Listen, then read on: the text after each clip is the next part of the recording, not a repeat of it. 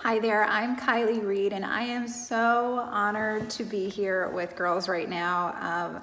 Part of the really exciting thing about publishing a book was, of course, the book, but it was also the fact that I get opportunities like this. I was a teacher, I was a nanny, I worked teaching art classes for a preschool at some point, and I just have a big sister thing about me, even though I'm the youngest child. And so this was one of the most exciting parts. And so there were so many events canceled for so many writers, but this was one that I was so excited about. So I'm so sad not to be there with you, but I'm just happy to have my health, and I hope you have yours too. I want to talk about mentors a little bit.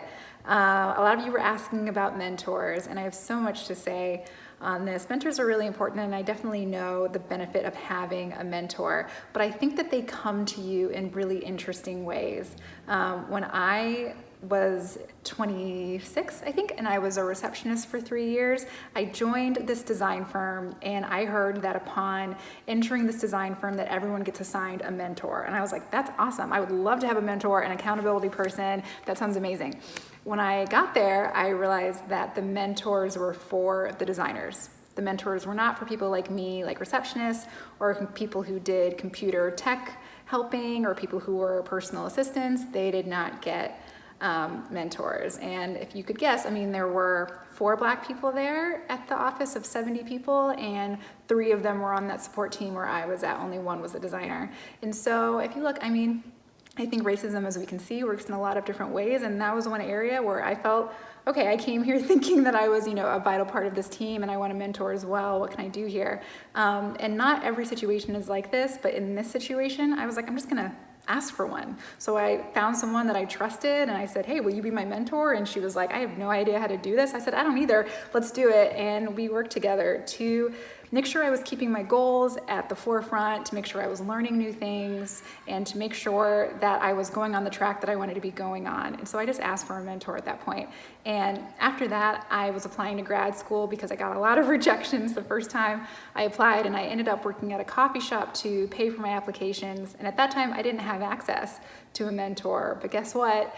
I had a lot of mentors because I chose to. So Ta-Nehisi Coates, he doesn't know, but he was one of my mentors. I watched so many videos of his advice on writing and living and just dedicating your life to literature. Donna Tartt was definitely a mentor of mine. I read a lot of her work. And still, even now, when I get a little bit stuck, I find myself going to her beginning and endings of the way she does novels, and that's a huge help to me too. And so not everyone is in a position to receive a mentor, and sometimes you have to make your own. I definitely suggest you do the same if you are in that position. One more thing I want to say about mentors, especially when it comes to my novel, Such a Fun Age. Mentors do not always deliver the best information, but it's always needed when it's in service of the story. For Such a Fun Age, I wrote 50 pages, and I gave it to someone who I really trust, who was a bit of a teacher and mentor to me. And he came back to me and said, start again. And I was like, oh, wow. Okay, I think I'll just sit in my room and cry forever. But I didn't do that. I went back to work on it. And that was exactly what I needed to hear about those first 50 pages. And especially after, coming and seeing how people have responded to the novel, they've said, I love how subtle it is, I love the nuance of it. And those were all things that my mentor was saying to add into that first chapter. And so I'm so glad I went back and did that. And so I think in short, mentors don't always look the way that you think they will, and they don't always give you the information that you want to receive. But if you are lucky to find someone who cares about you and the story and the quality of your work, that is such a huge privilege that can just have such lasting effects for such a long time. I'm really pleased to be in the position to be able to mentor people now. And the best thing I can tell someone, anyone who wants to write anything, is just whatever you're obsessed with, write about that thing. Do not write about the thing that everyone else thinks is amazing and academic and high art and important. Write about the thing that you are obsessed with.